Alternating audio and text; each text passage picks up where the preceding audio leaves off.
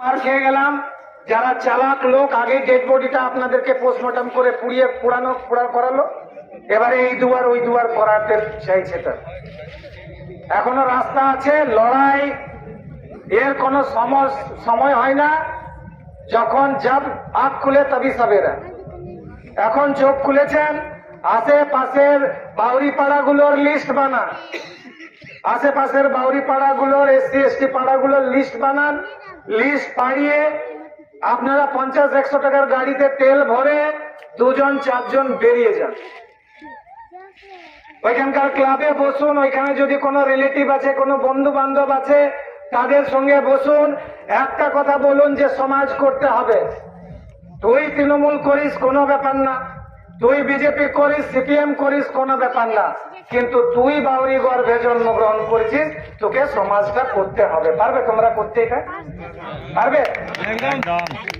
পারবে তো? আরে 3000 বছর ধরে পড়ে পড়ে মার খেয়েছি আমরা। আমাদের বাপ দাদাদেরকে তুলে থুতু ফেলে থুতু চাটা করেছে, হাত পা বেঁধে ফাঁকা মাঠে রোদে এরা ধরে মেরেছে। কোনদিন সিআইএসএফ ডেকে দিয়েছে, কোনদিন পুলিশ ডেকে দিয়েছে। সিআইএসএফ দিয়ে মারা করাইছে, পুলিশ দিয়ে মারা করাইছে। ভুললে চলবে না। এই বেঈমান টেইমান গুলো এত কিছু বুঝে না, দেখেনি অত্যাচার, যে কত আমাদের উপর অত্যাচার হয়েছে, কত বুকে যন্ত্রণায় আমি এই বাউরি সমাজ করছি। জানে না কিছু। 2-4 পয়সার জন্য এরা পাড়ায় পাড়ায় ঘুরে আমাদের সংগঠনকে খারাপ করছে। জানোয়ারের থেকে কিছু ভালো আমাদেরকে এরা ভাবে না। এটা বুঝতে হবে আপনাকে।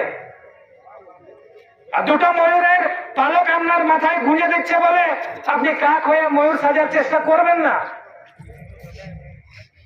আপনাকে বুঝতে হবে যে আপনি কাকের দলে আছেন। আমি বলি আমি বাউরি, আমি ছোট জাত বটি, কিন্তু বিশ্বাস করি না এটা একটা তোমার দেওয়া। আমি কাজে কর্মে বড় হয়েছি, তুমি আমাকে ছোট জাত বলতে পারো না। কি দোষ আমাদের? কি দোষ? হ্যাঁ, আমি কিছু করেছি? আমার মা আমাকে জন্মগ্রহণ করেছে, আমি জানি না আমি বাউরি হব, টম হবো না, হাড়ি হবো, মুচি হবো? আমি কোথা থেকে পড়ছি লেখা এসেছিলাম নাকি যে আমাকে বাউরি ঘরে জন্ম দাও? হ্যাঁ, বাসে গেলে ছোট জাত বাউরি চুয়ার, ট্রেনে গেলে ছোট জাত বাউরি চুয়ার, বিডিও অফিসে যাবো সালা 2 ঘন্টা বাইরে বস করিয়ে রাখবে, যখন না যেমন আমার গা থেকে গন্ধ বেরোচ্ছে। আর হেমানি পাউডার মেখে বেশ কুচ দিয়া শাড়ি পরে